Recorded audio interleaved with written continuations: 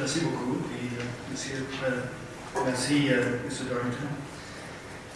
C'est un plaisir pour moi de participer aux conférences de l'Institut et de vous parler du statut officiel de la langue française en Saskatchewan, de ce que nous avons appris depuis la lettre Mercure en 1988 et de ce que nous apprenons maintenant dans le contexte de l'affaire Caron. Depuis plus de 20 ans, je mène des recherches dans les archives Ottawa, Saint-Boniface, Winnipeg, Saskatoon, Edmonton, sur les politiques linguistiques dans l'Ouest et leurs effets sur les minorités francophones.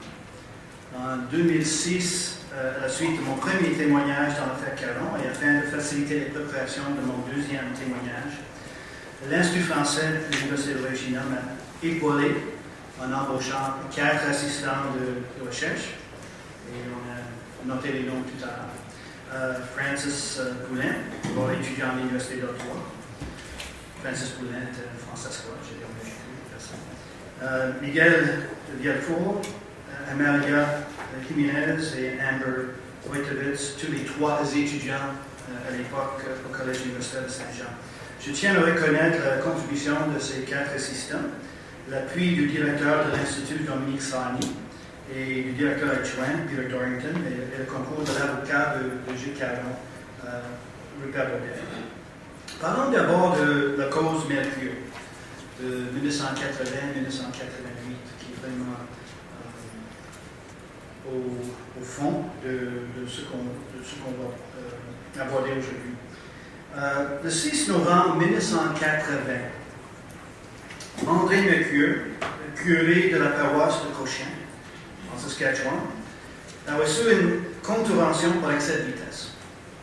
Ancien professeur de français et de philosophie au Collège Saint-Jean à Edmonton, défenseur ardent de la cause francophone, la cause des francophones dans l'Ouest, le père Mercure a une certaine connaissance de l'histoire de son pays et de ses droits linguistiques.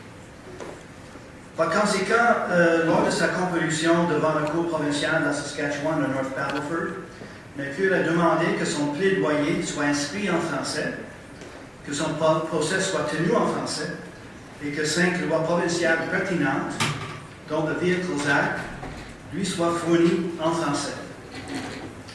Quand ces demandes ont été sommairement refusées, Mercure s'est désisté de toute participation. En dehors du palais de justice, toutefois, il a brisé son silence pour expliquer très franchement, et je cite, « Mon pays est proclamé bilingue, mais on n'a pas un droit en Saskatchewan et en Alberta.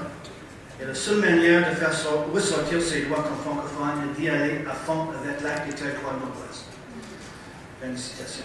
Il savait que l'Acte des territoires nord-ouest comprenait une disposition, l'article 110, adoptée pour la première fois en 1877, qui garantissait le statut officiel de la langue française dans l'Assemblée législative et dans les cours de justice, et que cette disposition était toujours en vigueur dans les provinces de la Saskatchewan et de l'Alberta.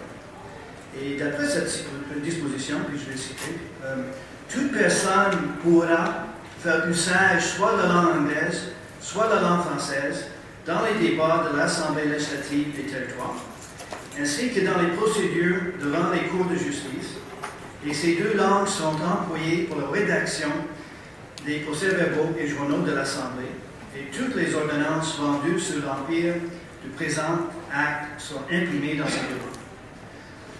En 1905, quand le Parlement canadien a créé les provinces de la Saskatchewan et de l'Alberta, à partir des territoires nord-ouest, les 2 lois constitutives, donc l'acte de la Saskatchewan et l'acte de l'Alberta, ont prévu à l'article 16 le maintien des lois existantes.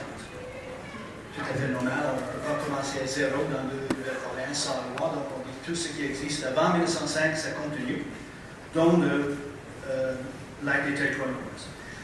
Et de modification éventuelle par le Parlement du Canada, je cite par le Parlement du Canada, ou par la législature de la dite province dans l'exercice de l'autorité qu'a le Parlement ou la dite législature.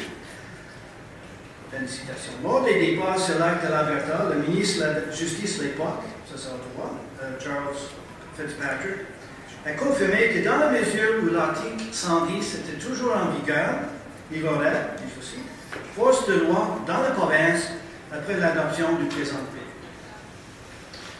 Néanmoins, le juge Désir de la Cour provinciale de la Saskatchewan a informé Mercure que l'article 110 de l'Acte des territoires nord-ouest était, par ses termes même, limité à l'Assemblée législative des territoires et ne portait donc pas sur l'Assemblée législative de la Saskatchewan. À son avis, il n'existait aucune obligation pour le Saskatchewan d'imprimer ses lois en français. Par contre, le juge provincial a reconnu que l'article 110 s'appliquait toujours aux tribunaux de la Saskatchewan. Toutefois, d'après lui, les garanties à l'égard de l'utilisation du français devant un tribunal étaient limitées à la prestation des services d'un interprète. Ainsi, l'accusé n'avait pas droit à un procès en français, ni même un juge qui comprenait le français. En 1985, le Cour d'appel de la Saskatchewan a confirmé la décision du juge Désir et a rejeté l'appel de Mercure. L'année suivante, Mercure a obtenu la permission de porter cette décision en appel devant la Cour suprême du Canada, mais le 29 avril 1986, après une longue maladie et quelques mois avant le début des audiences, le père Mercure est décédé. 3 intervenants, les noms ont changé depuis, mais l'Association culturelle franco-canadienne de la Saskatchewan, l'Association canadienne-française de l'Alberta et la Fédération des francophones hors Québec continueraient les procédures en lieu et place. Le 25 février 1988, la Cour suprême du Canada a donné gain de cause au père Mercure, au moins en partie, statuant que l'article 110 de l'Acte des territoires nord-ouest continuait d'être en vigueur en Saskatchewan. Les lois de la province devaient être adoptées, imprimées et publiées en français et en anglais, et les tribunaux pouvaient utiliser dans la procédure soit le français, soit l'anglais. En revanche, même si l'accusé lui-même avait le droit d'utiliser le français, il n'avait pas, selon la Cour suprême, le droit d'être compris dans cette langue. Il ne pouvait pas, par exemple, revendiquer un juge qui comprenait le français, parce que le juge, comme tous les officiers de justice, possédait ce même droit d'employer à son gré le français ou l'anglais. La Cour suprême a également conclu que l'Acte des territoires du Nord-Ouest ne faisait pas partie intégrante de la Constitution du Canada et que la province n'était pas conséquent habilitée à le modifier unilatéralement à condition de faire en français et en anglais. Fort de cette information, le gouvernement de la Saskatchewan s'est empressé d'adopter une loi linguistique bilingue déclarant que, je cite, l'article 110 de l'Acte des territoires nord-ouest ne s'applique pas à la Saskatchewan pour ce qui est des matières relevant de la compétence législative de celle-ci. Fin de citation, c'est l'article 13 de la loi. Cela libérait de sa plus grande contrainte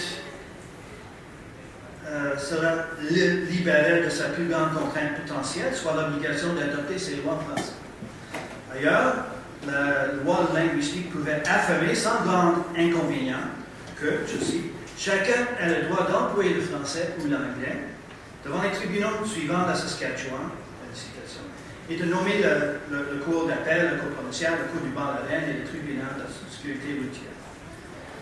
Le président de l'Association culturelle franco-canadienne de la Saskatchewan de l'époque, le père Baudet, a qualifié cette loi d'insultante parce qu'elle laissait mensongèrement sous-entendre que le fait français n'avait jamais existé en Saskatchewan. La situation était sûrement étrange. Si les droits linguistiques constituent un genre bien connu de droit de la personne, comment peut-on permettre au gouvernement de Saskatchewan de les supprimer unilatéralement? Si un accusé possède le droit reconnu de s'exprimer en français devant un tribunal, comment peut-on lui nier les officiers de justice qui comprennent cette langue? L'explication est pourtant assez simple. Il existe une méconnaissance profonde des origines historiques et des fondements constitutionnels de la dualité linguistique au Canada. L'article 110 n'est pas, comme beaucoup d'historiens ont prétendu, un événement singulier, un accident de parcours, sans racine et sans raison. Il est nul autre que l'arbre qui cache une forêt. L'indice d'une dualité linguistique enracinée et florissante depuis longtemps dans l'Ouest canadien. D'après mes recherches, le français jouissait d'un statut de langue officielle dans les vastes territoires de l'Ouest et du Nord, reconnus en droit et par la culture, et cela dès 1835. Ce statut comprenait le droit à un procès en français, il y a des procédures judiciaires en français, le droit à un juge qui s'exprimait en français, et, si nécessaire, un jury composé de ses pairs francophones. Le Canada cherchait résolument à annexer ces territoires, et en 1867, il s'est engagé solennellement à respecter les droits existants, un engagement qu'il a fait enchâsser dans la Constitution du Canada en 1870. Examinons rapidement ces recherches. Ces vastes territoires tellement convoités par le Canada comprenaient la terre de Rupert, accordée à la Compagnie de la baie d'Hudson en 1670 par le roi d'Angleterre Charles II et composée de toutes les terres dont les cours d'eau se jetaient dans la baie d'Hudson et le territoire du Nord-Ouest, ne pas confondre avec les territoires du Nord-Ouest, qui vont venir après 1870. Et le territoire du Nord-Ouest, également sous le contrôle de la Compagnie de la baie d'Hudson, mais se trouvant à l'ouest de ce bassin. Ces territoires s'étendaient de l'Alaska jusqu'au Labrador et couvraient une superficie estimée à 7,2 millions de kilomètres carrés, ce qui veut dire à 79% de la superficie actuelle du Canada. Ce n'est pas juste la Saskatchewan dont une question c'est de l'Alberta, c'est la Saskatchewan, c'est du Manitoba, c'est l'Ontario et le Québec et tous les territoires du Nord. Parce que ce qui constitue aujourd'hui l'Ontario et le Québec, grande partie, la majorité de sa superficie, faisait partie de la terre de Rupert. Pour subvenir aux besoins d'une population métisse croissante, la Compagnie a établi à partir de 1835 un gouvernement civil centralisé dans le district de Assiniboia, les environs de la ville actuelle de Winnipeg, et composé d'un gouverneur, d'un recorder et d'une dizaine de conseillers. Ce conseil d'Assiniboia était doté de pouvoirs exécutifs, législatifs et judiciaires. Et ses membres constituaient également la Cour suprême de la terre de Rupert, communément appelée la Cour générale. Le recorder de la terre de Rupert cumulait les fonctions de ministre de la Justice, de procureur général et de juge en chef. Et il présidait les séances de la Cour. En ce qui concerne le pouvoir législatif, nous avons découvert que les lois étaient adoptées en anglais et en français. Le Conseil d'Assiniboia a enregistré ces lois révisées de 1852 et de 1863 dans ces deux langues. Que les lois étaient lues à haute voix en anglais et en français. Le Conseil d'Assiniboia a ordonné en 1846 que cette pratique soit adoptée lors de certaines réunions publiques. Que les documents publics devaient être publiés en anglais et en français. Et le greffier du Conseil d'Assiniboia a explicitement averti la compagnie de la baie d'Hudson de cette nécessité. Donc, il a dit, il faut que tout soit publié dans les deux langues. Et ça en 1851, quand il a commandé une imprimante équipée d'accent français. Que les travaux se déroulaient en anglais et en français. Les comptes rendus du Conseil d'Assiniboia sont généralement rédigés en anglais, mais comprennent parfois des interventions en français. Par contre, les comptes rendus de diverses assemblées tenues en 1869 et 1870 indiquent que tout ce qui était dit en anglais était interprété en français, et tout ce qui était dit en français était interprété en anglais. En ce qui concerne le pouvoir judiciaire, nous avons découvert que le juge en chef devait bien maîtriser le français pour accomplir son travail. En 1838, le gouvernement de la terre de Rupert a informé le premier recorder, je cite, I presume you are qualified to express yourself with perfect facility in the French language, as that may in a great measure be considered the language of the country, and without which you would not be qualified for the situation. En 1852, la compagnie de la baie Hudson a congédié le recorder en raison de son manque de compétences en français et l'a remplacé par un juriste bilingue formé en France. Que le juge en chef devait utiliser le français et l'anglais pour présider les audiences de la Cour générale. En 1849, le Conseil d'Assiniboine a adopté une résolution exigeant que le recorder s'adresse à la Cour dans ces deux langues à chaque occasion impliquant des intérêts canadiens ou métis. Que la procédure de la Cour générale se déroulait habituellement en français et que les jurés étaient composés uniquement de francophones lors des procès où les intimés et les appelants étaient francophones. Le shérif de l'époque dressait les listes de jurés francophones et anglophones. Et ce sont les francophones qui participaient au procès en français. Que la procédure de la Cour générale se déroulait communément dans les deux langues, avec interprétation en anglais et en français, dans les deux sens, et que les jurys étaient composés à égalité d'anglophones et de francophones lors des procès où les intimés et les appelants étaient constitués de francophones et d'anglophones. En 1868, lors de la cause McLean, où un Écossais anglophone était accusé du meurtre d'un métis francophone, le juge Black expliquait que de tels jurys mixtes étaient coutumiers dans le terme du père. Alors, il n'est pas surprenant que l'évêque de Saint-Boniface, Alexandre Taché, en apprenant que le gouvernement du Canada se proposait de nommer dans les territoires annexés une administration composée largement, mais uniquement d'anglophones, s'est empressé d'informer Georges-Étienne Trottier, c'était juste le secrétaire qui était bilingue, francophone. En 1869, et je cite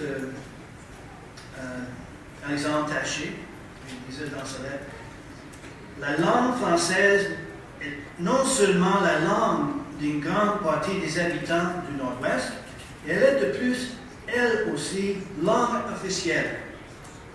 Et pourtant, la plupart des membres de la nouvelle administration ne parlent pas cette langue. C'est assez fixer le sort de ceux qui n'en parlent pas d'autres. Donc ça, c'était la situation historique avant 1870. Parlons maintenant de l'engagement solennel pris par le gouvernement du Canada et par la reine en ce qui concerne la reine Victoria, en ce qui concerne les territoires qu'on proposait annexés en 1870. L'acte de l'Amérique du Nord britannique 1867, intitulé aujourd'hui la loi constitutionnelle de 1867, et constituant une partie intégrante de la Constitution du Canada, a prévu l'admission de la terre de l'UPR et du territoire du Nord-Ouest à la Fédération canadienne, je cite l'article 146, au terme et conditions dans chaque cas qui sont exprimées dans les adresses du Parlement à la reine, dans les adresses